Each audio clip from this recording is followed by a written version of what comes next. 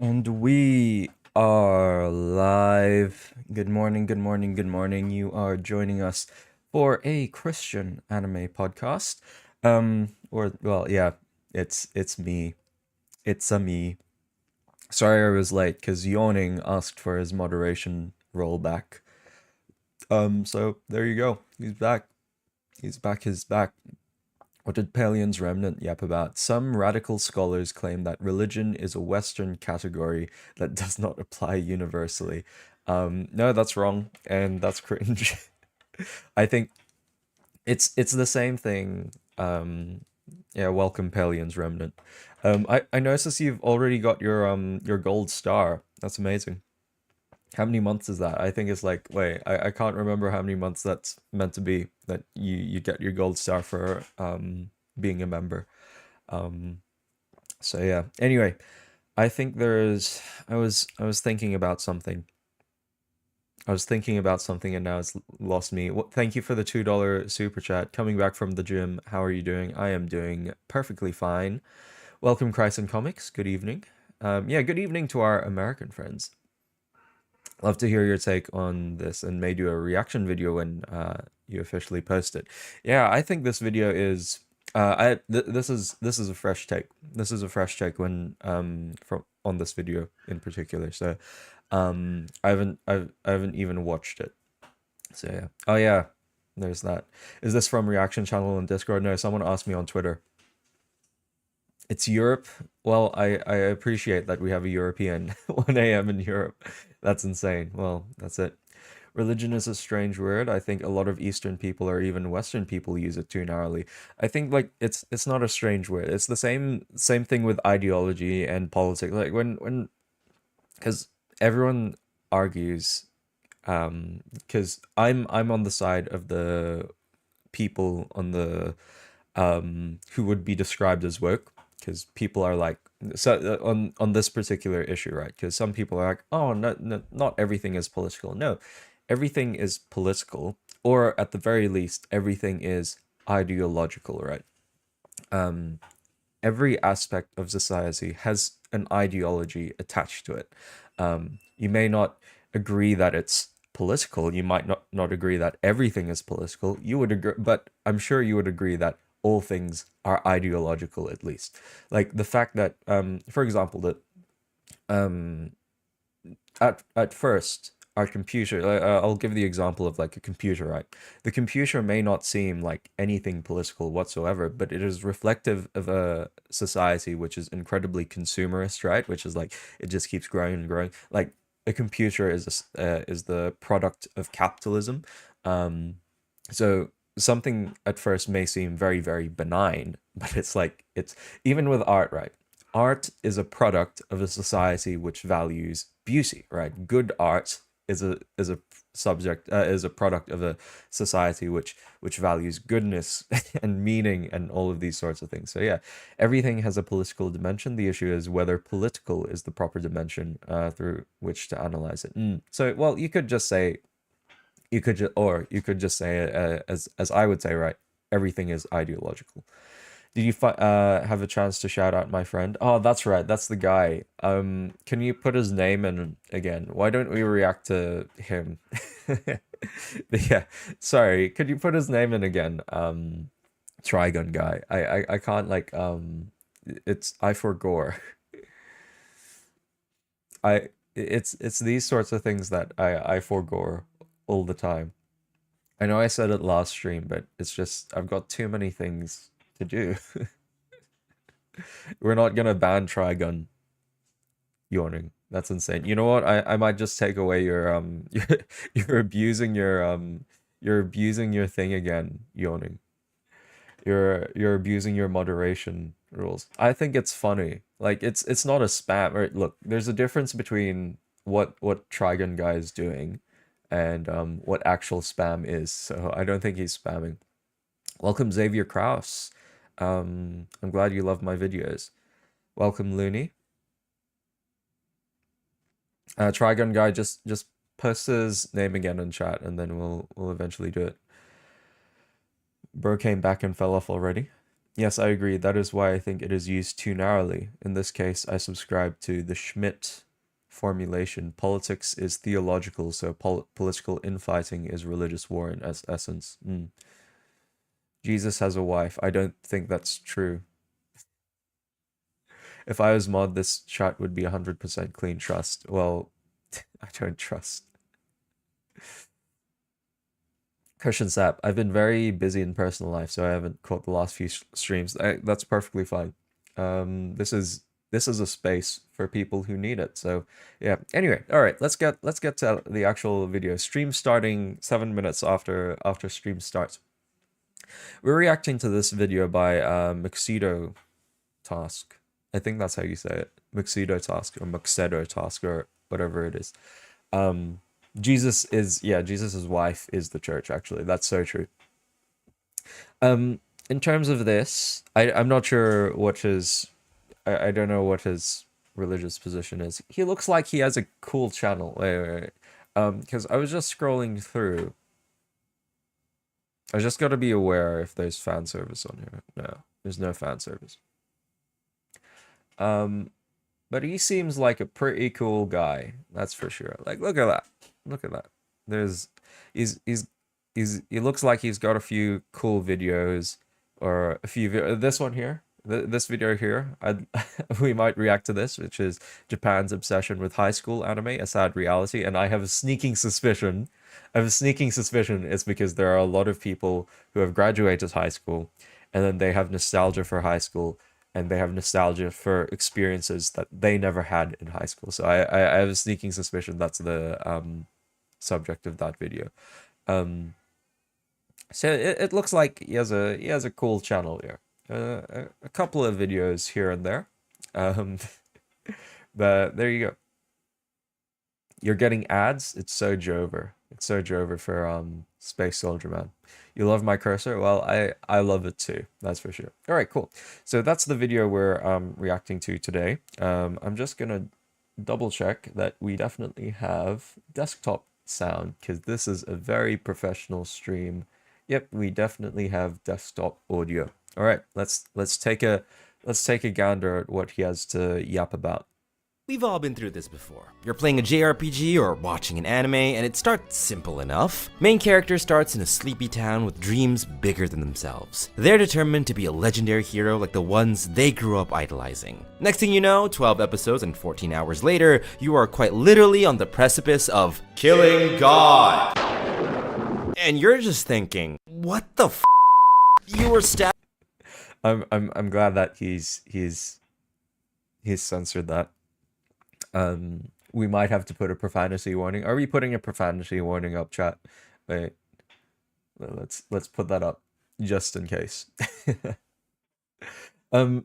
So basically, I've not watched a lot of anime with that theme. Maybe I'm eventually gonna watch Death Note, and I know Full Metal Alchemist is almost there. I can think of Psycho-Pass. Psycho-Pass is the closest thing where they want to kill like the god of that universe. Hello, welcome Piju. I'm trying to think. I don't think he's a Christian channel. No, he's just. This was why I'm not saying he's I didn't make the claim. I just said I'm not sure what his religious position is. It's more of a JRPG thing. I see. Welcome Iron Pluka. Good morning, Oomphy. Watch Platinum End.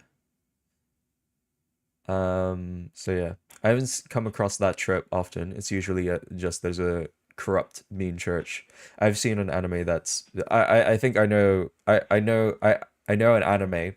I haven't watched it. It's one that Anime Relatables covered, but I know one that fits that definition that Yawnings just put up. So anyway, regardless.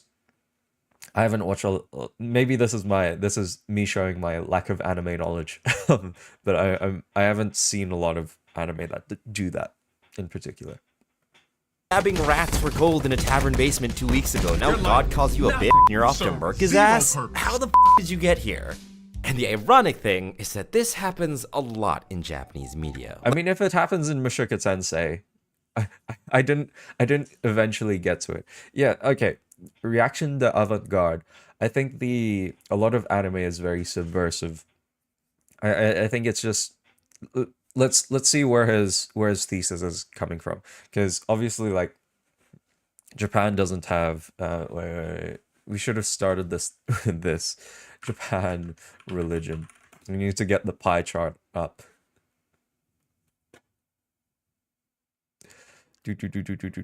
There should be a pie chart. There should be a pie chart somewhere. Japan religion demographic. I think that's the thing we're looking for. Religious affiliation. Because I'm saying this because the Wikipedia isn't giving me an accurate number. This isn't an accurate number either. Wait a minute. No. This is no. There is a where Japan atheism percentage, something like that.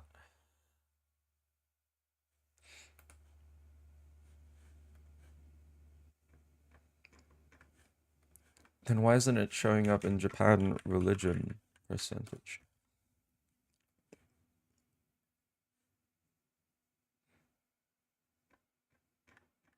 Okay, no. There's a graph somewhere out there. It's just I can't find it right now.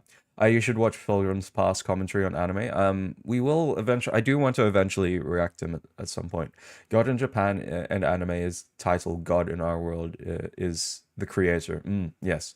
Well, in most of the games that actually do this, they're not actual gods. A real god can be destroyed for real, for real. My brother learned Japanese, and his sensei was surprised that in the West people are atheists. Maybe in Japan they think differently. Maybe they believe in spirits, but not necessarily in gods correctly. You know, I'm such a great journalist, aren't I, Salami? I'm anti-religious beliefs. I'm Holy Spirit believer. I think that's you're of course always you're welcome. Everyone is welcome on stream, but I think there are reasons why I kind of disagree with that framing. All right, cool. So the other percentage that we have found, Japan is definitely around 70% atheist. I don't know where they're getting this number from. Whoops, not light dark. Let's go light mode. I don't know where they're getting this number from, which is Shinto 70% and Buddhism 67%. So there's like double. This is what I mean, right? Which is like they may practice these beliefs as like a cool cultural thing, but Japan is definitely functionally it's 70% atheist anyway. Yes, I am Filipino Australian, so that's what I am doing. Hey, welcome TY. Thank you very much. I am doing well, in Christ Jesus.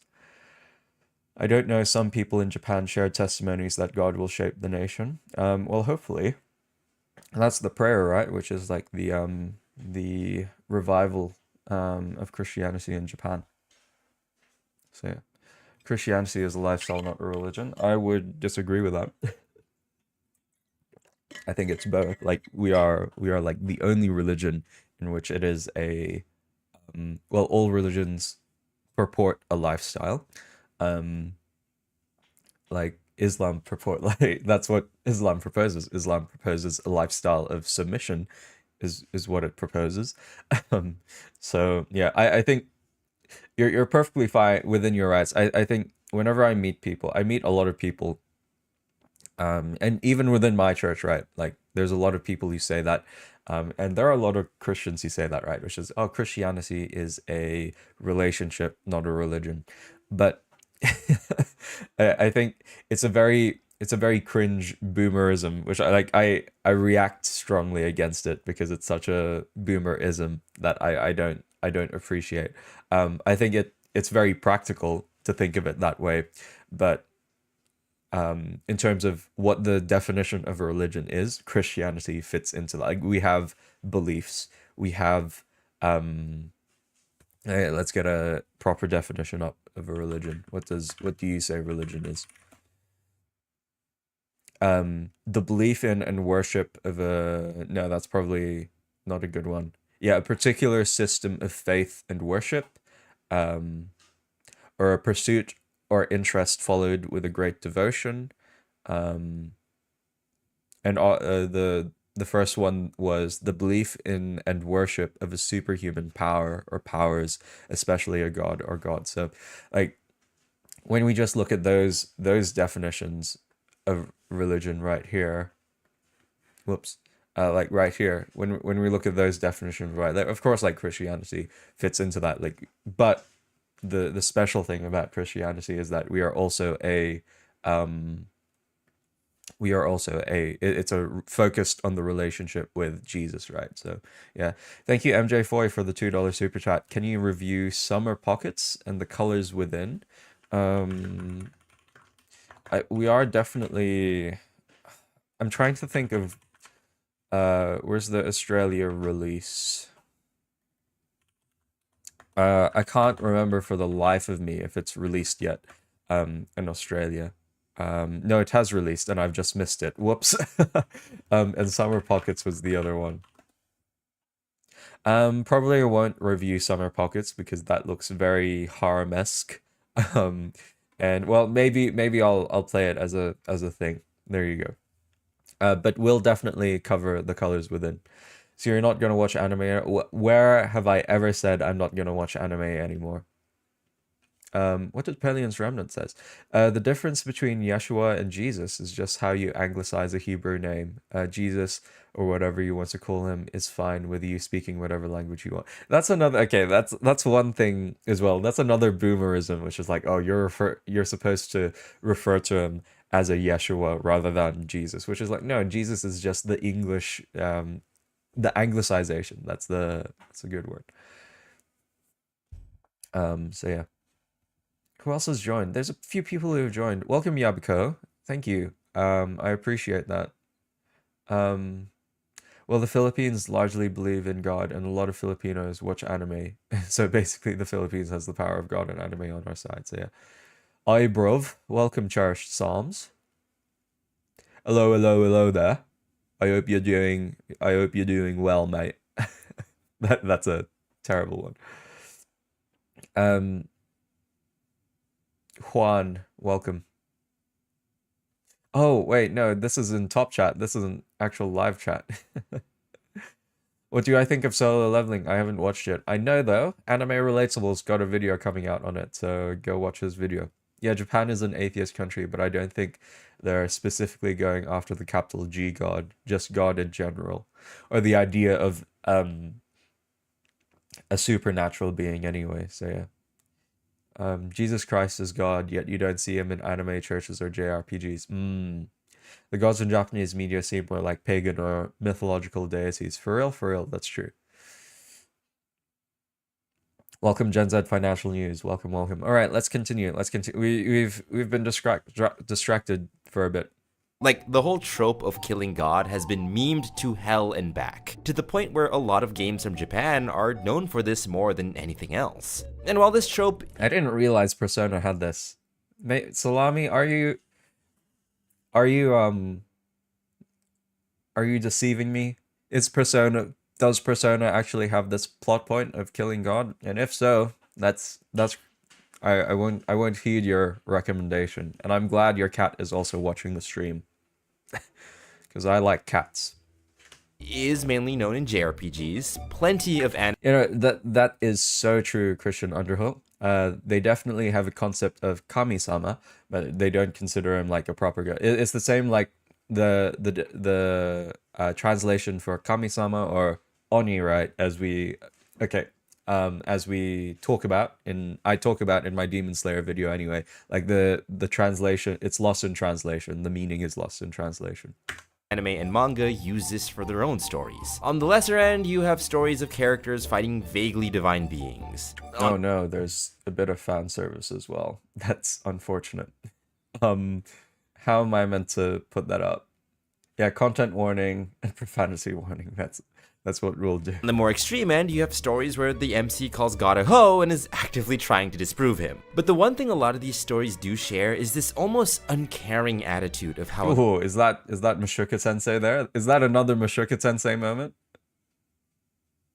Well, thank you for the $2 super chat, Salami. Kinda didn't really take it like that. Okay, cool. God should be portrayed.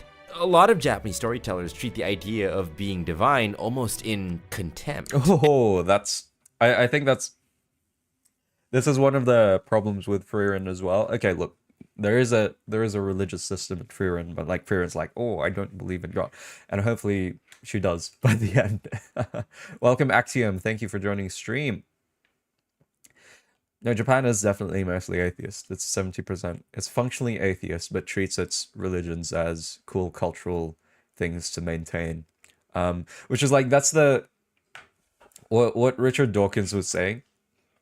Richard Dawkins wants a country which is functionally atheist, but treats its like Christian religion as like almost like no. There is definitely a poll out there, yawning.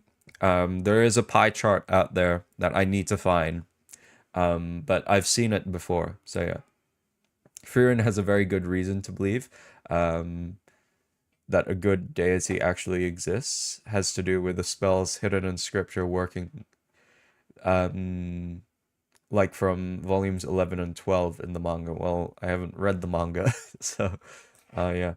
Don't play Bayonetta, you'll get a heart attack. No, I've seen people play Bayonetta when I was in high school, and they were playing Bayonetta on the Switch, it's insane.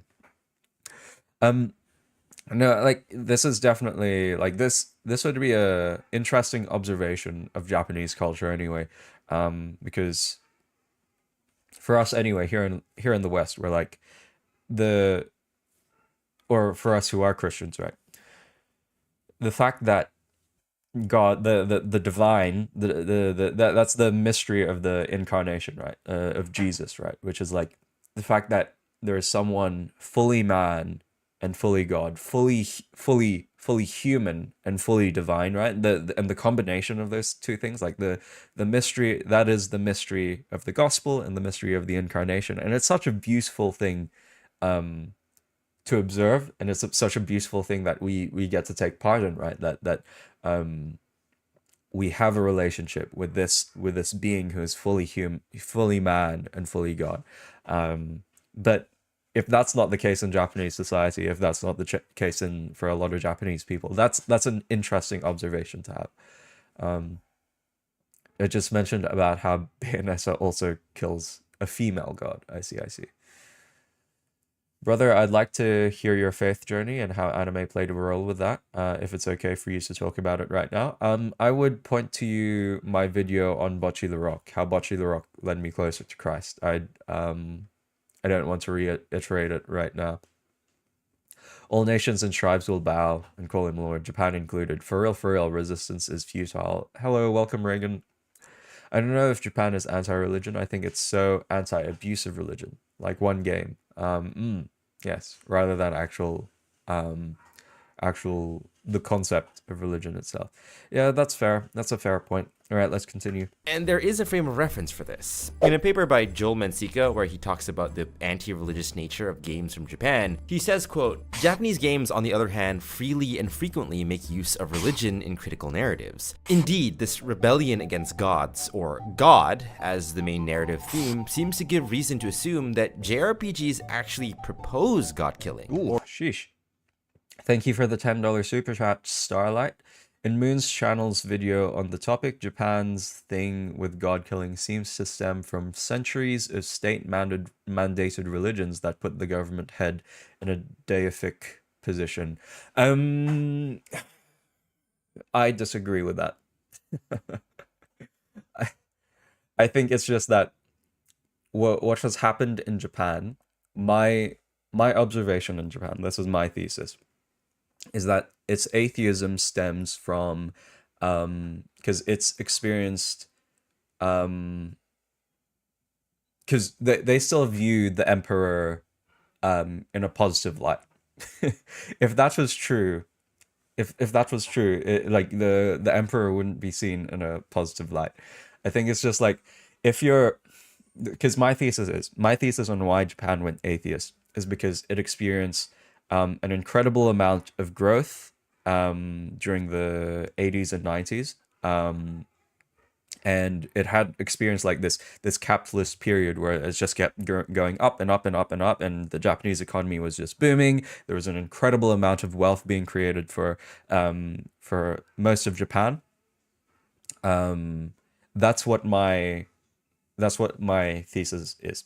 Also, World War II. Like you could make an argument. I think I would agree with this part of the argument, right? Which is like, for the majority, for pre Hiroshima and Nagasaki, you could make the argument that pre Hiroshima and Nagasaki, there were like people that the emperor was put in like the position of deity, right? This is God. According to the Japanese meta narrative, the emperor was essentially God. However, because of the atomic bombings, because the Americans came along and destroyed that meta narrative, you could say, yeah, I think you could make that argument how Japan became atheists in that sense. I think the idea that wealth causes atheism is too tied in debunked narratives around secularism and modernization, not a sufficient factor in itself. I think you find this in the Scandinavian countries. That's it. These are some of the things I would. That's what I would posit, because I think if when people become too wealthy, when there's an incredible amount of wealth, I'm sure there are like wealthy countries where, like maybe America, right? Wealthy countries where are more likely to become atheists. I would disagree. Like when people are like, "Oh, education makes you less religious," which is like that's cringe beyond belief. I think this atheism is purely from capitalistic materialism. Honestly, the same thing as it happened in the West. Material wealth makes a people less religious. Gospels talk about this, yes. I think they went atheist starting back to when they started killing Christian Japanese people and persecuting them. The death of Oda Nobunaga when the Portuguese came over. No, I would disagree with that. Because it just goes to show that they valued their own religion anyway, Shintoism and Buddhism, far more than they valued. Like they just didn't agree with Christianity as all. A channel called No Christ did a topic on this video. Random note: one of the atomic bombs was dropped very close to, yes. So I think it was in Nagasaki. Well, I can't remember which one it was.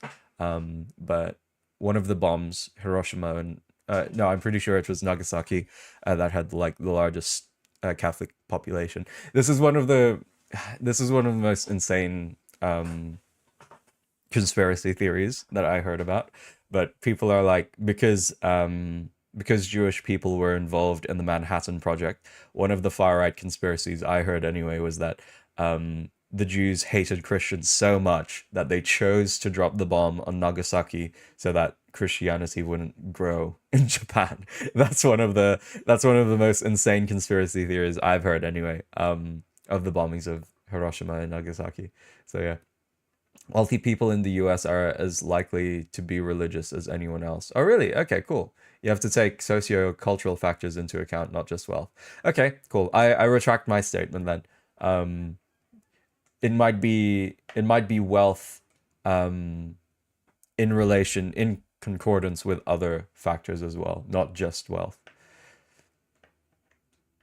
I see what you mean when they became atheists in general, not just when Japan believed in something. Yeah. Some Jewish people do hate Christianity a lot. It's just that I wouldn't say that the people behind the Manhattan Project specifically pushed the president to drop the bomb on Nagasaki purely for that reason. I have faith that God is going to save Japan soon. Well, I think God's going to save a bunch of nations soon. It's just that, like, we have a personal, like, for us, right?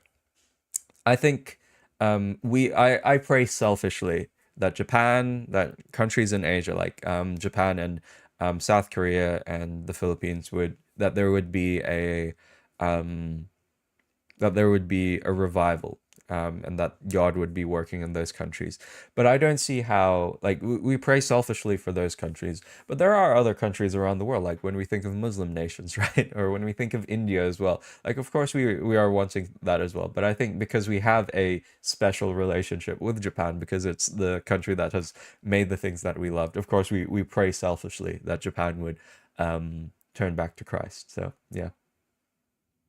Moon Channel doing a video on if Rogue the Bat is Latina. Okay, cool. I think yes, that's definitely true, Lightning. China is the fastest growing Christian nation anyway. Like it is going to be considered the largest Christian nation anyway by 2030 by the rate that the Chinese church is growing. Have you heard of Magnify Tokyo? I'm not. I have not. Let's see.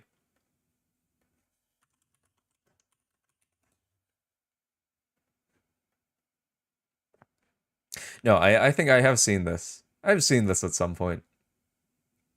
Looks very cool, that's for sure. Cool, cool, cool. All right, you're distracting me again, chat. Let's get back to the video. Or deicide. That said, though, this is the same genre where there's usually a dating sim on the way to kill said god. Maybe it's trying to tell us something else.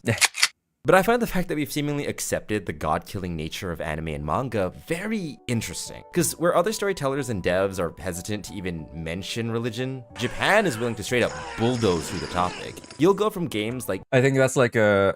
Oh boy, oh boy, oh boy.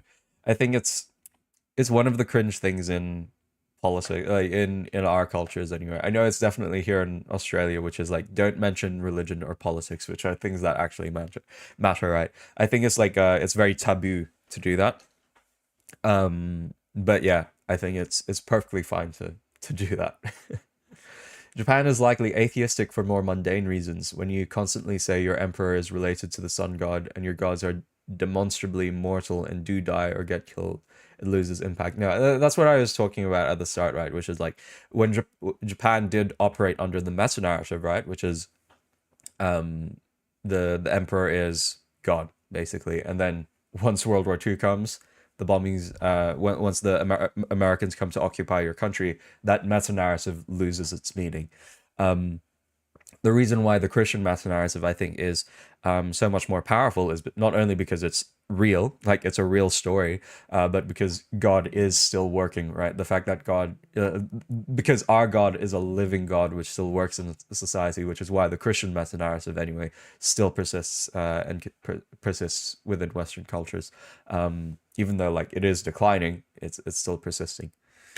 League of Legends, where the devs are literally not allowed to label any of their pseudo-divine characters as gods out of fear of getting their game banned in some regions, to stories like Yojo Senki, where a small anime girl literally tells God to fuck off and continues to live just to spite him. So I want to know, why exactly I was really looking forward to Yojo Senki, actually, so I hope it's not that way when I do watch it. I do want to watch it to provide an opinion on it. But yeah, it's that's most rather unfortunate. Stories from Japan do this, and yeah, Japan used to believe the emperor was divine until he publicly admitted to his lack of divinity at the end of World War II, which is like that's one of the if one of the pillars of your religion is that the emperor is divine. If that's one of the pillars of your meta narratives, of course, once you break that meta narrative, it's Jover at this point. The point is that Tanya is the villain.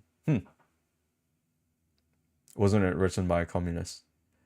The Japanese idolatry, it primarily directed at work culture at this point. Yes. Why does it always end in the death of a god? And the answer to that is a lot more complicated than you think. All right, we're 2 minutes in. I agree with it's a cool thesis. We'll see where he gets to it. God is dead. God remains dead, and we have killed him. How shall we comfort ourselves? So if you watch anime, that's kind of cute. It's blasphemous, but it's but it's a cute Nietzschean moment. any period of time in your life, you've probably walked away from a show with a basic but skewed understanding of Japanese culture. I mean, I get it. Fan subs convinced me this is how Japanese people actually talk. How could anime lie to me like this? But the one thing you probably noticed in anime is the religion of Japan, Shintoism. Plenty of anime have scenes where the characters are praying at some kind of shrine. I've just realized this was posted 2 days ago. All right, cool. Either for good luck or blessings. In the same way that there's always gonna be a beach episode, Oh, sheesh. there's always gonna be an episode at a Shinto shrine. But what isn't shown is just how diverse the gods Shintoism prays to. Unlike, say, Christianity, Shintoism isn't really that organized. There's no pope-like figure, no holy scripture or strict catechisms to adhere to. Even the Jinja Honcho, an association of over 800,000 Shinto shrines across. He just misread that. It clearly said 80,000, but he misread it as 800,000. All of Japan mentions that there's like 4 major forms of Shintoic rites with hundreds of subsects and localized beliefs. It's way too much information for me to condense down, honestly. But point is, worship in Shintoism is. Oh, no. You're not saying that. You're not serious with that, Salami. That's not. You're being cringe, Salami. Your cringe is showing.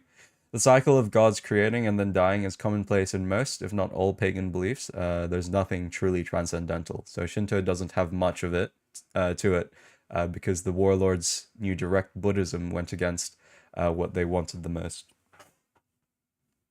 Hey, that's perfectly fine, Rogan. See ya. Very localized and very. Oh, sorry. I thought you said you should go. No. Sorry. Oh my goodness. That's a brain melt moment. You should go through podcasts on shorts so you can make memes. Yes. No. You should totally go through all my streams. If you haven't been on the Discord yet, oh my goodness, I have to show. I know I'm getting distracted again, chat. But Annie Catholic recently posted one of the most based things that I have seen in quite a long time. We're definitely watching the video, chat, so trust.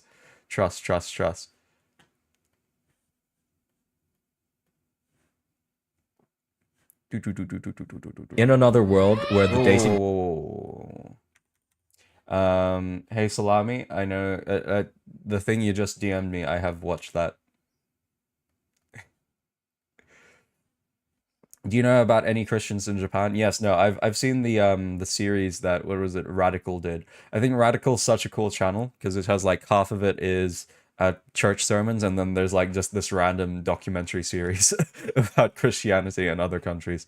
So yeah, all right, cool. Anime and Catholicism is the channel. Very, very cool guy. It is an unlisted video, but I gotta shout him out here. This is the sort of stuff I love. This is the sort of stuff I love about the Discord community, and I want to see more memes and fan art. Basically, I want to see more of that. In another world where the dating pool was just her and me. Udon. I would love to bark for Makima. うどん食っていいっすか？大丈夫？一人で食べれる？食べれる。食べれません。はい。I can totally fix her as well. 美味しい？ Anyway, there you go, chat. I think that's freaking awesome. I think this was genuinely made my day. Funniest thing I've watched all day. Anyway, I'm sorry. I just subjected like around 60 people to that. Post it. No, it's on the Discord. So there you go. I would encourage him. I would encourage Anime and Catholicism, Anti-Catholic, to post, like, to make it not unlisted, but it's only available on the Discord, I think. So I have pinned it in memes. So yeah. All right, let's continue. Let's continue. We're being distracted again by other things. Yeah, there's still the big national festivals like Tanabata that celebrate specific deities, but for every one of those, you have smaller local festivals celebrating whatever god or spirit that community believes to exist around them. And when you have a folk religion that believes that the divine can exist anywhere in the natural world, the idea of a god isn't really set in stone. For example, in the anime Noragami, the main character, Yato, is a forgotten. Yeah, this is like Noragami, I think is I wouldn't say it's the most accurate way to to do it, but it's like I like how in Noragami like there are different mini small g gods all over the place. There's like there's someone who represents heaven. There's a personification of heaven. But that's what I like about Noragami, which is like it gives you a better picture of like what polytheism actually is. I was also this was one of my complaints because we were like we were in small group and we were talking about Hinduism, and how Hinduism doesn't really have like any set things. Like it's just become an amalgamation of like there are all of these separate folk religions and folk gods and pagan deities, and they've all just amalgamated and like squished together, and there's not like a proper definition of Hinduism. There's just like all of these different things that have been smushed together, which is like for us, of course, in a Western context where we, and it's the same thing with it, like at least with Islam, like they're very strict and they actually have a proper definition of what they believe. I think that's we're not quite used to it here in the West, where it's like where when we encounter a religion which doesn't really, which are like really airy fairy and they don't really have like a set in stone thing. So yeah, there's a Christian YouTuber who does videos called Impact Ministries. Yes, I have seen that. It surprised me that he was living in Japan actually. So yeah, bro's reveling in the Makima GG. Yo, that is absolute slanderous. Did I see your message? Where is it? Yo, Trigon guy, just DM me on Discord. I think that would be much easier rather than just join the Discord and DM me there. I'll accept it. I tried to join your server, but there isn't any options to choose Church of Jesus Christ of Latter-day Saints. Oh, Mormons? Sorry, bro, but we're not of course we're always welcoming of everyone, but we wouldn't I wouldn't I want to say this in the nicest way possible, but I definitely wouldn't consider like there are different denominations who I would be in fellowship with, which is I'm happy to be in fellowship with all of the other Protestant denominations. I'm happy to be in fellowship with a Catholic, and I'm happy to be in fellowship with an Eastern Orthodox, but I wouldn't be happy being in fellowship with someone who are Mormon, right? I wouldn't consider that like a I would put you in the same category as Jehovah's Witnesses, unfortunately. So with my sincerest apologies, right? My sincerest apologies, and in the nicest way possible. That's all good. Yeah, that's all good. That's all good. You're still welcome, of course. Like I'm happy you're here. And I'm aware that there are a couple of Mormons who are within the community now, because of how big it's grown. But we wouldn't consider you as I wouldn't consider you as someone I would be in fellowship with. God. He has no worshippers to sing him praises, no shrine to call his own. He lives in poverty due to the lack of offerings by said absence of followers. He's irresponsible, he's gullible, and he suffers from his own set of personal insecurities. He doesn't really cut the image of a divine being that's supposed to be above it all. As renowned Japanese author Takeshi Matsumae said, quote, "The gulf between divinity and humanity found in the Judaic religions doesn't exist in Shintoism. Even though the Shinto kami, or gods, are given credit for creating various parts of the universe, kami are neither omniscient or omnipotent, and are not necessarily immortal. Divinity isn't some..." Sheesh. Which is like a... Wait, no, that is such a bad place to pause it on. Let's not pause it there. don't I don't want to see that salami.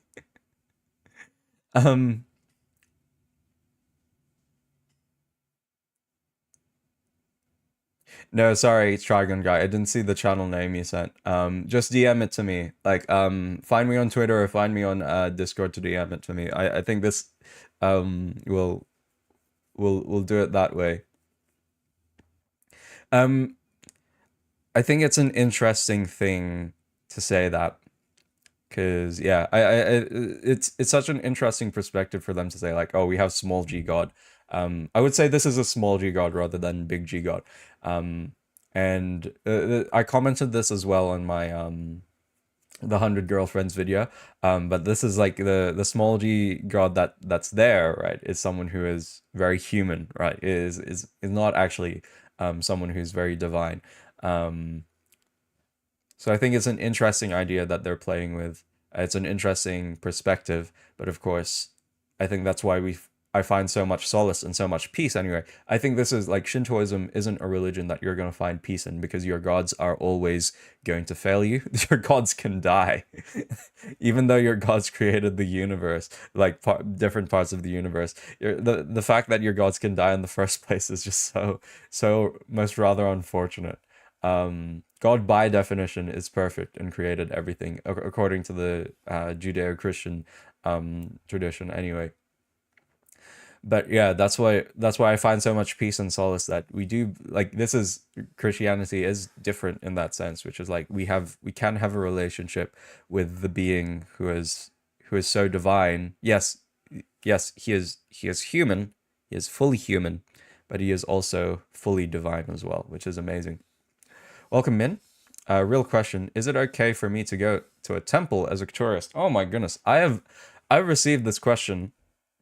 I'm pondering it, right? Because I think if you're going to a temple,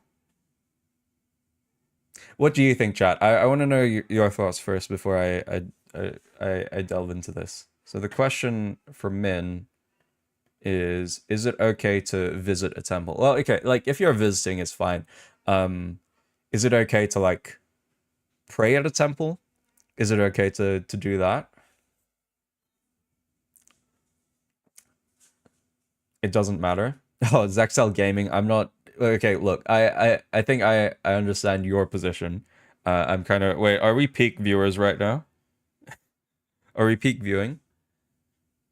If you have any doubts about going to the temple, don't. But definitely don't participate in any rites. Yeah, this might be a conscience issue, right? I think it's perfectly fine. Like I would visit a temple, but I wouldn't pray at it, and I wouldn't like do the ritual things. So yeah, praying is another. Yes.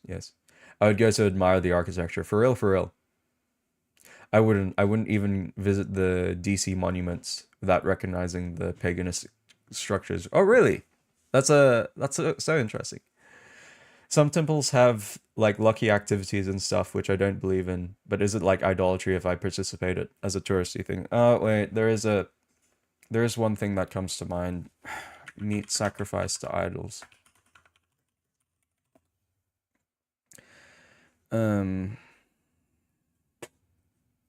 Let's actually read this passage in full so that we're not getting to it. Again, notes, I am not in a teaching capacity. This is just my opinion, so don't I always have to remind people that, or else you'll treat me as if I was in a teaching capacity. Now about food sacrificed to idols, we know that we all possess knowledge, but knowledge puffs up while love builds up. Those who think they know something do not yet know as they ought to know, but whoever loves God is known by God. So then, about eating food sacrificed to idols. So note that whoops. Note that right there, which is knowledge puffs up. Wait. I don't want you to no.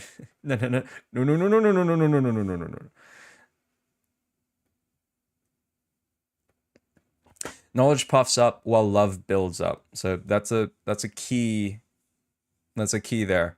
As he this is how Paul writes, right? Which is he prefaces this to then whatever he's gonna read, whatever he's gonna write next, we got to keep that in mind. So then, about eating food sacrificed to idols, we know that an idol is nothing at all in the world, and that there is no God but one. But even if there are so-called gods, whether in heaven or on earth, as indeed there are many gods and many lords, yet for us there is but one God, the Father, from whom all things came and for whom we live, and there is but one Lord, Jesus Christ, through whom all things came and through whom we live. So the context that Paul's writing in as well, like he's writing in a pagan culture, a culture with polytheistic culture. But not everyone possesses this knowledge, right? So we have the knowledge, right? We know that these Shinto gods are not real. We know that this temple is like not a real temple. It's just a cool architectural thing. So we have that knowledge. But what does he mean here? That love builds up. But not everyone possesses this knowledge. Some people are still so accustomed to idols that when they eat sacrificial food, they think of it as having been sacrificed to a god. And since their conscience is weak, it is defiled. But food does not bring us near to God. But food does not bring us near to God. We are no worse if we do not eat, and no better if we do. Be careful, however, that the exercise of your rights does not become a stumbling block to the weak. For if someone with a weak conscience sees you with all your knowledge eating in an idol's temple, won't that person be emboldened to eat what is sacrificed to idols? So this weak brother or sister for whom Christ died is destroyed by your knowledge. When you sin against them in this way and wound their weak conscience, you sin against Christ. Therefore, if what I eat causes my brothers or sisters to fall into sin, I will never eat meat again, so that I will not cause them to fall. So that's my current take on it, which is like it's perfectly fine to go to a temple, right? Would you? I think when you're engaging in the rituals, you're already like I think you're moving to the point that you are endorsing the religious practices, which we wouldn't want to do. But I think it's perfectly fine to go do that. Of course, if your conscience says this is just a cool thing that you're doing, this is just like a thing that you're doing, I would also apply grace in that as well. Which is, if that's what in your mind, if you're doing anything, if this isn't idolatry in your mind, then I don't see how I would go against that, right? So yeah. Hey Reagan, welcome back. We were just yapping about like, is it okay to go to a temple as a Christian? If you're touristing around Japan, is it okay for you to do that? So there you go. Snot Archive. Oh goodness gracious me. Hey, Snot Archive, just so you know, we are ecumenical here, so welcome Sophie. What else has people been yapping about? So yeah, that's kind of my take on it. I hope chat was helpful to you, Min, as well. So there you go. The universe, kami are neither omniscient or omnipotent, and are not necessarily immortal. Divinity isn't some all-powerful juju that needs to be worshipped in Shintoism, but rather it's something that exists all around you that needs effort. I wasn't aware of that. So Acts 21:25 says to avoid anything that has been sacrificed to idols. Also 1 Corinthians 10:14-22 is relevant here. Okay, cool. If there are like let's read that. Acts 21:25.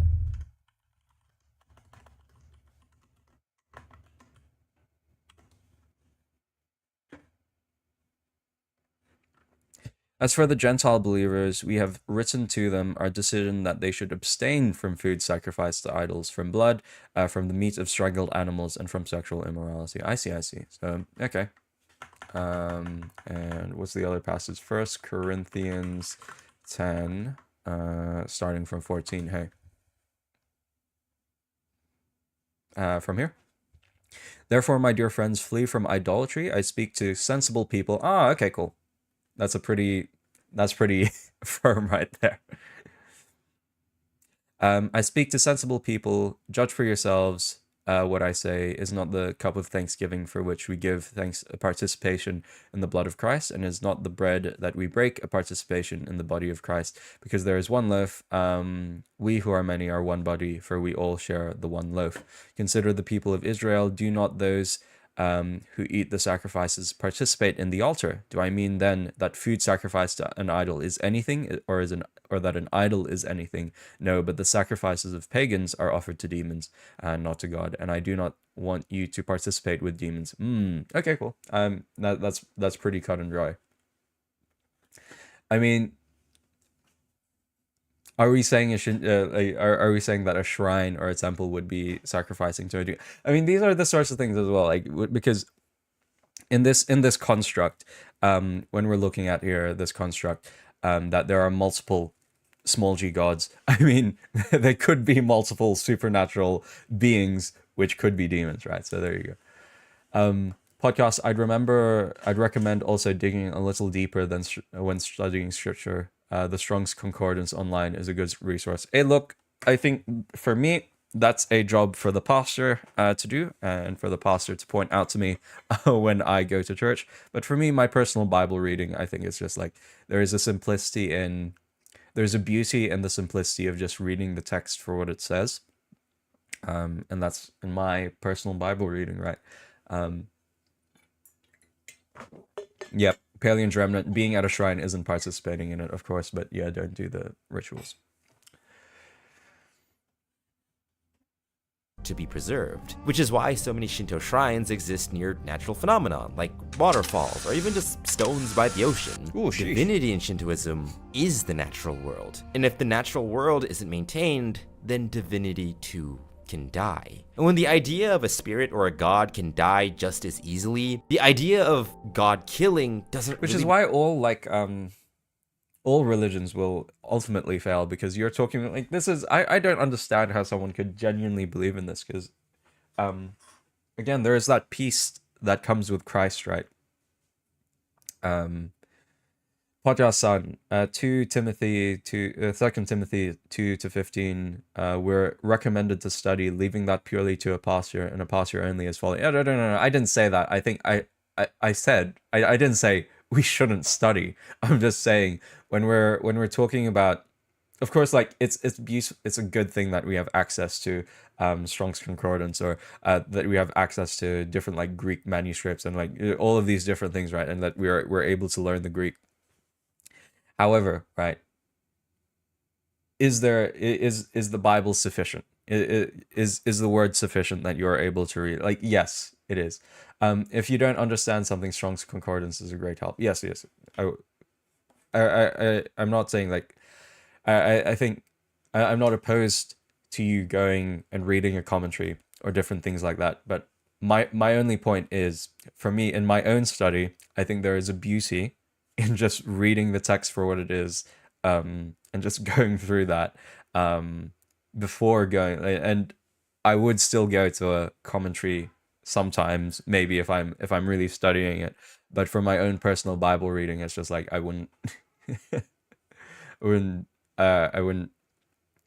don't see that you should depend on separate resources. The translated word without study isn't sufficient, really. Well, I mean, you're fine to think that way. Okay. Hey, look, okay, maybe I shouldn't be saying this, considering I am also a Calvinist as well, and a lot of Calvinism is dependent on separate documents. I shouldn't be saying these sorts of things.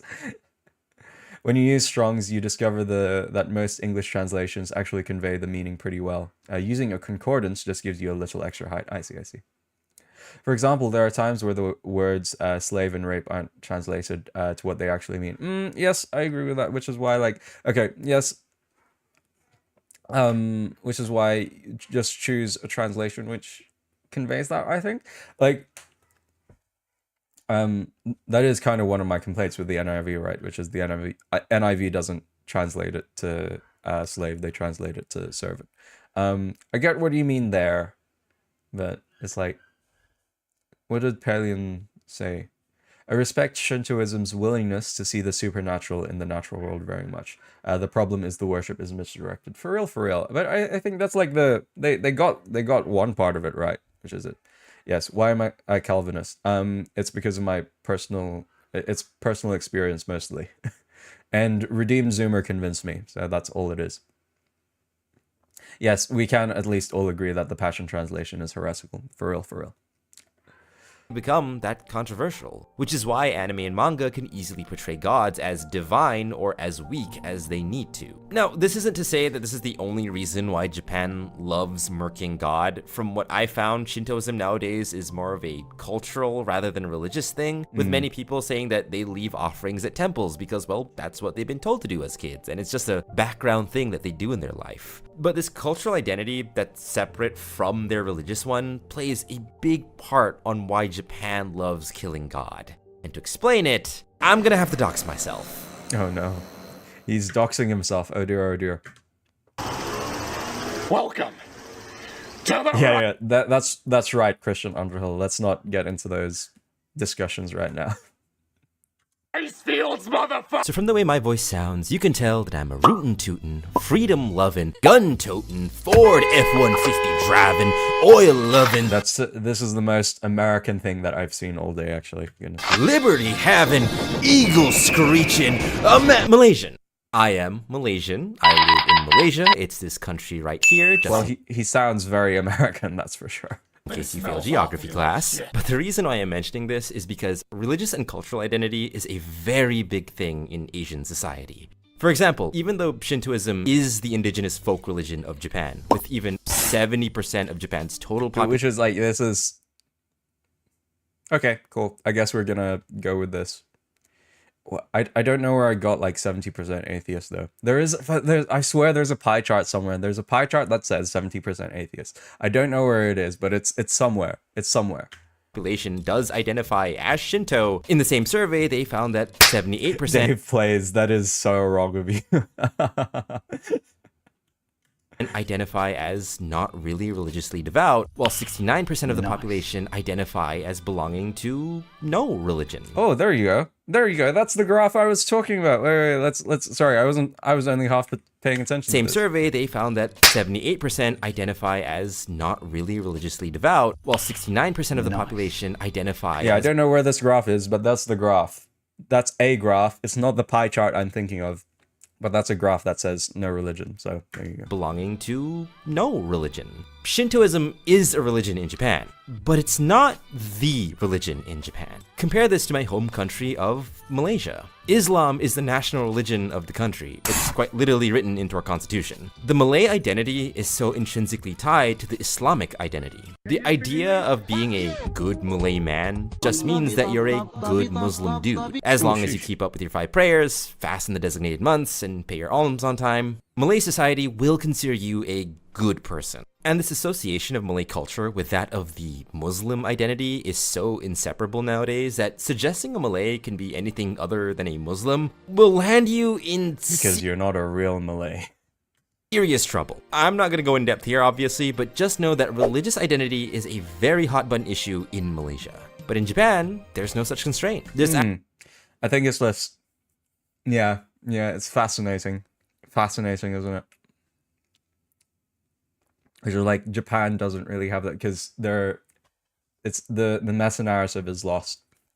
The meta narrative was broken during after World War II when their when their emperor admitted that he wasn't as divine as he was. Yeah. I was cooking. I was cooking on the wealth thing. Because wealth and capitalism provide a separate meta-narrative. All right, no. So I know ages ago I did concede that wealth isn't necessarily something that creates atheism or propagates atheism, but the capitalist meta-narrative anyway is something that can very easily challenge pre-existing meta-narratives, because the capitalist meta-narrative is something that you can touch and something that you can feel, right? This the narrative of progress, of growth, of worship, of GDP, it's something that is tangible, right, in the person's life. So while it may be true that wealthy people are not necessarily more religious or less religious than the rest of the population, you could make the argument, right, that capitalism does actually provide enough of it breaks the pre-existing meta-narrative of Christianity. It can do that enough that people are able to believe in this new meta-narrative. And we can't talk about capitalism without talking about liberalism. The problem is liberalism. Yes, and liberalism is another meta-narrative that can operate in those sorts of things. So there is a Christian capitalism, as I wrote in my like capitalism's growth is actually I think there's one of the German philosophers, Max Weber. Is it Weber? Yes, no, it's Max Weber, who writes about how Calvinism was actually one of the reasons why Protestant Calvinism was the reason why capitalism grew so much in the West, and why it didn't grow so much in countries like Russia during the time. So, and when we look at the most capitalist countries in the world, we look at America or countries like the UK, Protestant majority countries, and why or like Germany as well, the Scandinavian countries, where capitalism grew as much as it did and produced as much wealth as it did. And when we look at Catholic majority countries, when we look at like Spain, Italy, not necessarily Greece. Greece would still fit into this as well because it's like a orthodox majority country. The only countries where it's like when I think of like Poland, right, where capitalism did do very, very well, it's only after the fact, right? But during the original growth of capitalism, Calvinist Christianity, as written by Max Weber, was a massive reason why it grew in the first place. So anyway, Weber was kind of wrong in the fundamentals, but managed to get the broad gist of it right. It's possible his analysis of historically contingent and no longer applies, though. Yes, it doesn't right now because like the capitalist meta-narrative has been accepted by Catholics now, I think so. But it is something like I was it's one of the reasons why I think when we look at like Russia, why did communism rise in Russia in the first place?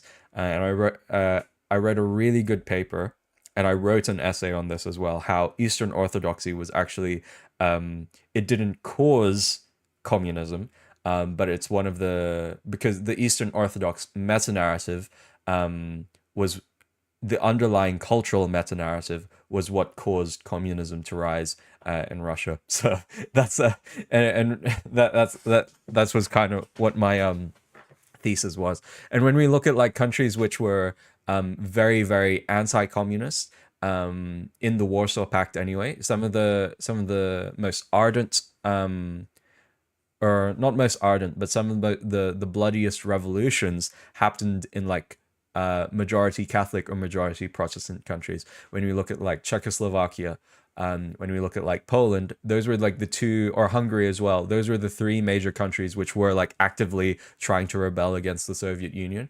But countries which were like subservient to the Soviet Union, countries like Romania, countries like Bulgaria, or Yugoslavia, those were countries which were perfectly fine with communism still staying, and those were countries which were majority Orthodox. So this isn't meant to be a slight against our Eastern Orthodox bros, but it's just like these are the sorts of things where meta narratives. It's a discussion on meta narratives and how they work in different societies. So there you go. Bobzilla's not on because he gave up YouTube for Lent. So there you go. Italy was a major source of capitalism. Pressing X to doubt. I agree. I had this talk with my small group leader once, and it opened my perspective a bit. There are good / sound doctrine Catholics. No offense. I thought Romania did have a bloody revolution against communism as well. No, it was at the very end. The Romanian revolution at the end. And it was, funnily enough, it was because of they persecuted a Calvinist pastor.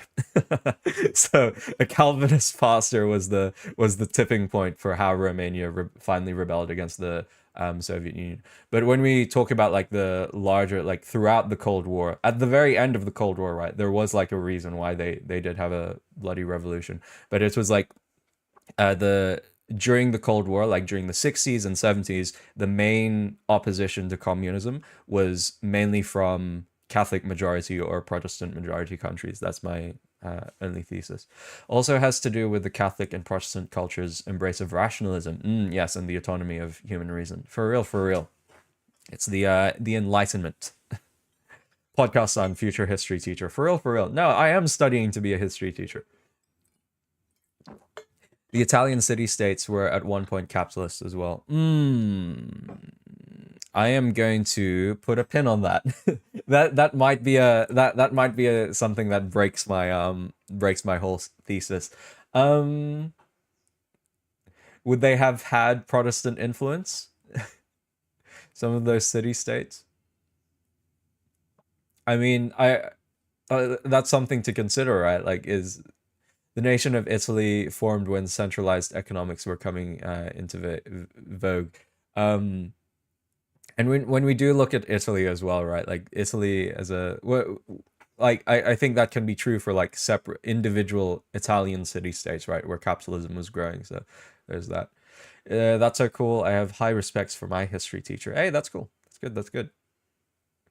Well, that's what I aim to be. Anyway, all right, we're entering into the 1 hour mark. So, Actually, a local cultural saying about. What's one book in the Bible you have a short attention span to? Anything like Deuteronomy, Numbers, Leviticus. Everything else, I'm really interested in. It's just those three books in the Bible, unfortunately. Japanese religious identity. As mentioned in Robert Casala's book, Nanzan's Guide to Japanese Religion, he mentions that, quote, "It has become commonplace to say that the Japanese are born Shinto, marry as a Christian, and die as a Buddhist. What this means is that, on average, a normal Japanese person will experience some kind of ritual from these three religions at least once in their life." Being religiously exclusive is very rare in Japan. It's actually more common to pick and choose aspects of other faiths that you're into. For example, in a paper by Jesse Lefebvre,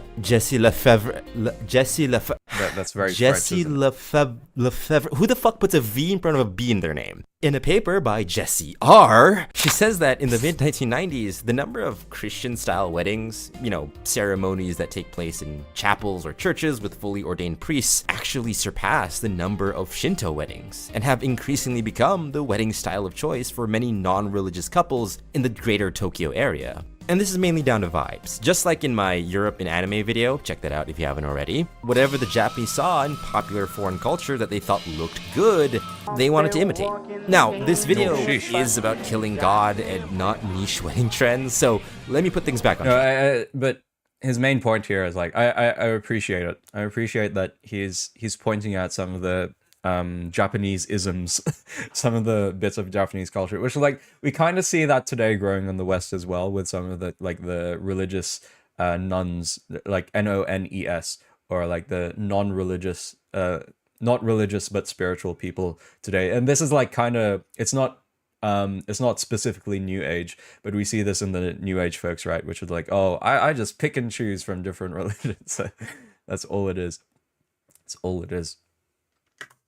This religious flexibility is a huge reason as to why Japanese storytellers don't seem to mind the concept of deicide. Being non-religious in Japan doesn't mean that you hate religion. It just means that you're not particularly attached to any which one. In the same paper that I mentioned, it says, quote, "Non-religion is not the rejection of faith, but rather the vicarious and affectionate way a Japanese person engages with it." Japanese storytellers aren't trying to offend other people when they kill God, capital G or otherwise, but rather they just see it as a way to tell cool stories and explore narratives they couldn't before. You want to see Adam from Christian lore beat the shit out of Zeus? Hell yeah! But the anime looks like shit though. You want to see militarized lesbians fight a god who's trying to wipe out the earth and start anew? Oddly specific, but here you go. So cringe, far out. It's so cringe. Or you want an anime where capital G God is actually a Japanese high school girl whose every whims and wishes needs to be met, or she will literally wipe everything from existence for being too boring. Please tell me Haruhi references are still timely in 2025. I'm 26 this year. I don't want to feel older than I already am. Now, I'm not here to tell you how to feel about this trope. I'm just here to explore. Religion is a complex topic, and humans are even more complex creatures. Oh, no, this is a cringe-ism right there. That's sorry. With all due respect, this is when we're like, oh, yeah, that's true, but it's like there are like there are reasons why people believe in ideology. There are reasons why to pawn it off as like saying, oh hey, religion, like humans are just complex creatures, and the fact that we have all of these different, it is one of the beautiful things as to why we have multiple Christian denominations. It's because like we are complex creatures. But I think it's the same in to not then engage in politics or ideology or religion then, and just touting yourself as an enlightened centrist, I think is cringe. It's just, that's all it is. You just finished this video. I haven't finished this video, that's for sure. Our relationship with the divine is simultaneously beautiful. I don't find all these stories are bad, but making a god in your image is sinful. So unfortunately, these mangaka are sinning. Again, when we're talking about like kami-sama, right? They're not referring to kami-sama as we understand God, right? They're just referring to like it's small g God. They are operating in the realms of this is small g God rather than this is big G God, that we are going to kill big G God. Yes, it's true that I think it's like it like, yeah, it is still it is kind of blasphemous. But at the same time, I think we can be understanding of this. All that we're complex creatures implies is that we can be wrong in complex ways. Yes, that's all it is. For real, for real. I've heard of an anime called My Wife is an Elementary School Teacher. No. It's What If My Wife Reincarnated as an elementary school teacher. And sorry, an elementary school student. We have infinite ways to do things wrongly. For real, for real. Yes, we are wrong in we can be wrong in very complex ways. Infuriating and amazingly complex. And it was really interesting seeing how exactly anime chooses to portray the divine. One minute, God is a literal plot device, the other minute he is a jaded retiree, and in the other, he is a literal concept. Different portrayals, yet all the same fate. But in that, when we look at like something like Code Geass, right? That was one of the cringe things about it, which is like, oh, I'm like the main character Lelouch actually kills the god of that universe, and he tries to be himself God. Like, it's, yeah. Anyway, how many of these gods are actually even referring to God? Yeah, they're not actually referring to Big G God. That's all it is. As well, it's all the same message. By killing God, we killed the most holiest and mightiest thing the world yet owned. To fight God is to fight the universe itself. But after reading way too many papers related to theology for this video, I'd say fighting God is the most human thing. No, he's saying that he doesn't know the enormity of that, which is like, I'd say fighting God is the most human thing you can do. Let's let him finish. It's common for us humans to let the universe take its course and wash over us. But the bravest thing you can do is to defy fate. That when the universe tells you to bow, break, and bend, you look straight into that void and say, no, I will not bow, I will not break, I will not bend. The enormity of that statement, right? Which is like, it's the most human thing to do to defy God. I think it's just, like, he thinks he's right, but he's not right in the way he's thinking. I know the population of Christians is growing in China and is supposed to reach the biggest number of Christians in the world by 2030. How much do you think Japan can grow? I'm not sure. I don't know. There's no, like, again, we're praying for a revival, but I think it's all in God's plan. So yeah. I mean, this guy is cringe. He's a bit cringe at the end. So yeah. Like, he's okay, all of these things here. I agree with this assumption theologically, because I agree with Calvinist theology, right? Which is like the enormity of this statement, right? Which is like, we are all sinful, right? Yes, it is the most human thing to do to defy God, because that is our nature. Our nature is congruent with sin. Our nature is to defy God, which is why that's like, yeah, our nature is to defy God, which means there is a problem with us. That's not something that's good. That is something which is intrinsically wrong with us. It is why we need a savior. It is why we need someone to reach out to. It's why we need someone to die for our sins so that we can be in right relationship with God once more. So for him to say that, like, that, the enormity of that statement, yes, it is so true that it is so human to defy God. It is why within our fallen nature, we need a God who reaches out to us and actually actually hold our hand and actually come out to reach it for us. Yes, I do believe in Calvinism. He admitted original sin without thinking about it. For real, for real. For real, for real. David wrestles with God in some of his psalms, but ultimately he submits, right? Which is the right response. But unfortunately, because of our fallen nature, we will always be like, yes, it is true that we are always rejecting God, which is why it's a beautiful thing that when God reaches out to us and takes us by the hand and actually starts regenerating us, there is nothing more beautiful than a God who reaches out to his creation for us to then submit to him. So there you go. And that's what this trope is. Not stories of God killing for the sake of it, but tales of humans taking hold of their fate, challenging their destiny, refusing to bow when broken. To fight God is foolish. To fight God is insanity. To fight God is to fight fate itself. But to fight God is to be human, to challenge one's fate, and to be the... I believe in witness. Okay, ultimately, so when we're in discussions of once saved, always saved, here's the thing, right? Do we know who the elect are? No, only God knows who the elect are. So ultimately, like I can for when a Calvinist says, "Oh, I believe in once saved, always saved," or when a Calvinist says, like, "Oh yeah, I only believe the elect are saved," but do we know who the elect are? No, we don't. So ultimately, because we don't know who the elect are, we still witness, right? We should still witness to people, because we don't know who they are. change one wants to see in the world. To fight God is not the rejection of faith. Yes, fate is not God, actually. When we're talking about like God's plan is still sovereign. The way he's talking about fate here is a very like it's a very secular way of talking about fate, right? Rather than like God's plan and God's sovereignty over us. Acceptance of being human. The acceptance of being human, which is like we shouldn't accept being human. Oh, hey, cool. Well, that's a cool idea. We have that looks like Japanese money right there. Thank you for the 3,200 yen. When it comes to Christian marriages in Japan, often they will pay a marriage consultant who will marry them in a fake chapel built in a hotel with an actor who pretends to be a priest or pastor. Oh, that's insane. I'm annoyed by his theological nonsense. Hey, look, we are understanding of a world who is like he's Malaysian, didn't he say? Why did Jesus say whosoever might be saved instead of just the elect? Oh boy, wait. Was it?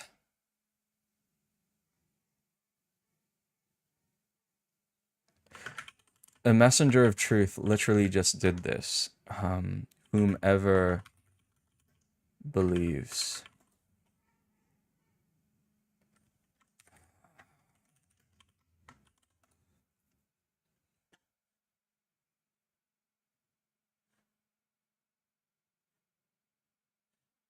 Give me a second. A messenger of truth explained this really well, so I want to...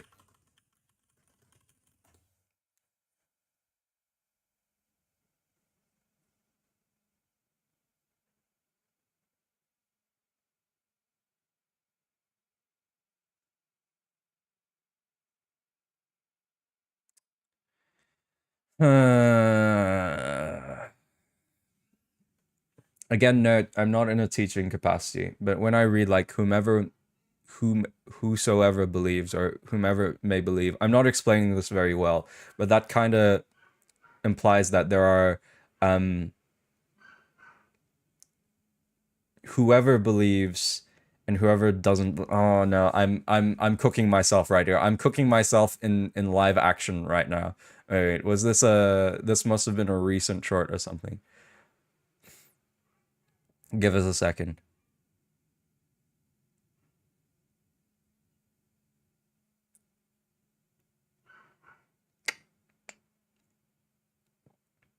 Yeah, we're gonna end on this note.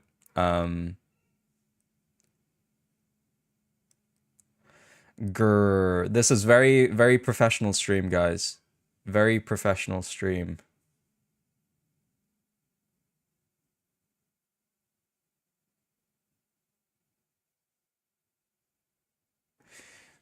He does have a video. I know he's done a short on this because I literally saw it. No, whoever.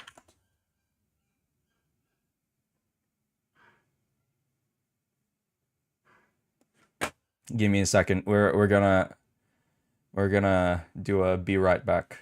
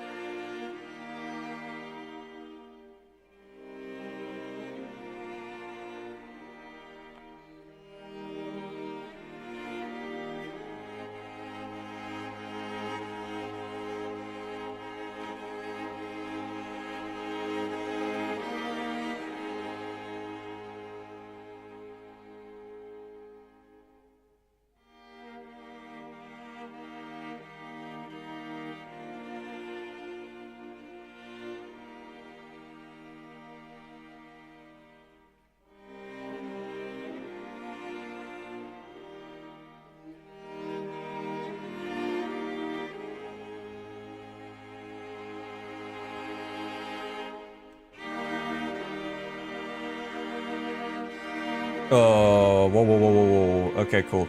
Cool. I'm cooking. I'm cooking now. All right. John 3:16, right? Whosoever believes, right? Because does that say, like, for God so loved the world, he gave his one and only son, that whosoever believes in him shall have eternal life. And that's just purely saying that believers will be saved, right? And if we're going to take that concept, believers will be saved, and believers are the elect. Like, we're just taking two, because the elect is mentioned in multiple other passages where, again, like, I'm not in a teaching capacity, but that's just how it is in my mind. That's how Calvinism isn't refuted by John 3:16, because ultimately it's like it still just says, like, all it is saying in John 3:16 is believers will be saved and unbelievers will not be saved. So that's all it is. That's all it is. No, I didn't find it, but that's all it is. Shall not perish but have eternal life, which is like, yeah, there you go. Unfortunately, I didn't find it, so I will find it at some point. It's definitely in my history, my very, very long history. I could just keep scrolling until I find it, but I remember watching it yesterday. I think I saw it yesterday or the day before, or maybe the day before that, and if not, that's most rather unfortunate. We could just be here chatting. I could just continue yapping until I find it. Wait. This is why I have a be right back screen.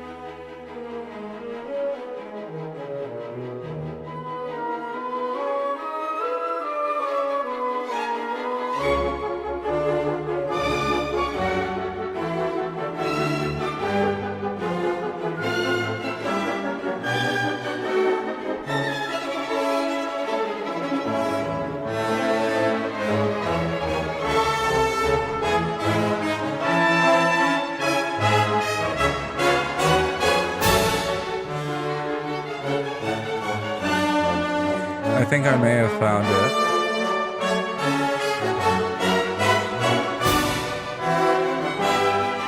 Give us a second. I'm back. I am back. I am the back. This it.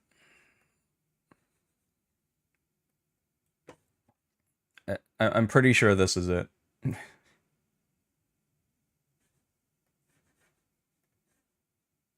Oh wait, no, Why he's wouldn't he muted. allow every? Why would God harden someone's heart? Why wouldn't he allow everyone to believe? Well, the answer is in Romans 9. God has mercy on whom he desires, and he hardens whom he desires. Paul says, what if God, wanting to demonstrate his wrath, to make his power known, endured with much patience vessels of wrath, having been prepared for destruction, in order that he might make known the riches of his glory upon the vessels of mercy, which he prepared beforehand for glory. It's rather simple. There's one lump of humanity. God has created some for glory, to give them eternal life, and others to destroy them, to demonstrate his wrath and justice. All of this is so that the Christians who inherit eternal life will love God even more, because they truly understand and appreciate his divine attributes, mainly his mercy and grace. And that's ultimately when we look at things like Romans, right? I'm sure there are other interpretations that you can make from it, but just from like a surface reading of that. So then he has mercy on whom he desires, and he hardens whom he desires, which is like God desires and has mercy. Like he, and the straw man of this is, right, which is like God arbitrarily does this. No, he doesn't arbitrarily does it, because his plan is perfect. His will is perfect. So anyway, there you go. That's my defense of it. That's all it is. That's all it is. That's my defense of it. So, yes. Yet there is a Paul who once was Saul, and it's a beautiful thing that God had mercy on Paul, right? It's a beautiful thing that God didn't have, like God didn't will, God's will wasn't to harden his heart. God's will was to have mercy on him. So I rejected the idea that God created people just so that he could damn him from an Arminian perspective, and from a general one that is profoundly offensive. And I think it's an incorrect interpretation. And like ultimately that's it. That's what we just read in Romans. Even Pharaoh's heart was hardened in Exodus. For real, for real. Certified Yapper Gold Star. Thank you. This is questionable, because what does it mean he desires? Why he desires them? If we look at Pharaoh, he hardened his heart, and this was done for a very good reason. The Pharaoh could have chosen different, but we just saw in that passage, though, right, that God has, because God's will is perfect. Like, who are we to question God's will, and who are we to question God's plan? And I think that's the beautiful thing about Calvinism, which is like we lack worry, because God's plan, like we have even more trust in God's plan and God's will for us, because his plan and will is perfect. And why would his plan be wrong? So, yeah. Hath not the potter power over the clay of the same lump, to make one vessel unto honor and another unto dishonor? Thank you, Shragon Guy. This is good. What if God, willing to shew his wrath and to make his power known, endured with much long suffering the vessels of wrath fitted to destruction? And that he might make known the riches of his glory on the vessels of mercy, which he has stored, which he had fore prepared unto glory. Or did God, simply being himself, cause Pharaoh's heart to be hardened? When we look at the Exodus story as well, or like this is like the perfect not interpretation, the perfect application of that, right? Which is like God had mercy upon the Israelites, but God God hardened whom he hardened. God hardened Pharaoh so that the people who he showed mercy, they would hopefully they didn't though, but hopefully they would eventually, hopefully they would glorify God for saving them, for bringing them across the Red Sea. He would be glorified for saving them, despite Pharaoh's heart being hardened. So yeah. No, why do you stream this topic tonight? I was working. It's Jover. It's Jover. It was not hardened from the start. Paul is so extremely clear. Can you harden someone's heart? Only God can harden someone's heart. And again, like ultimately, Does Calvinism matter? Even though I'm a Calvinist, I think ultimately it does not matter, because only God knows the elect. Only God knows who he is hardening. Are we under any authority to know whom he hardens and whom he doesn't harden? No, we are not. So there you go. That's my take on it. So as much as it's okay, no, okay. Of course, you can harden someone's hearts in that way, but it's like, but do we know the hearts whom God hardens? No, we don't. So that's why I think it's perfectly fine as a Calvinist that you can still preach to sinners, you can still preach to the unsaved. However, that's even more reason for you to, like, if no one's getting saved, like, okay, because this is another thing, right? Are you going to be sad then that no one converts? Well, maybe eventually God's plan will allow them to convert at some point. It's just that you are planting a seed there, and God's plan was that for that seed to grow at some point eventually. Like, these are the certain things that you can yap about. I'm I am like absolutely. I'm not in a teaching capacity 6, so I'm not going to tell you what the unforgivable sin is. You can. There are more. I'm pretty sure I am going to comment on it, which is, I'm pretty sure it's blasphemy of the Holy Spirit, which is like very specific in that context. And yeah, Mike Winger does a good video on it. I direct you to there. As long as you still believe in witness, I have no issues with the semantics. For real. So that's it. Anyway, I'm heading off now. Thank you very much for joining stream. Have a blessed rest of your day. To our American friends, have a blessed rest of your evening. And for those of you on this side of the Pacific, have a good rest of your day. See ya.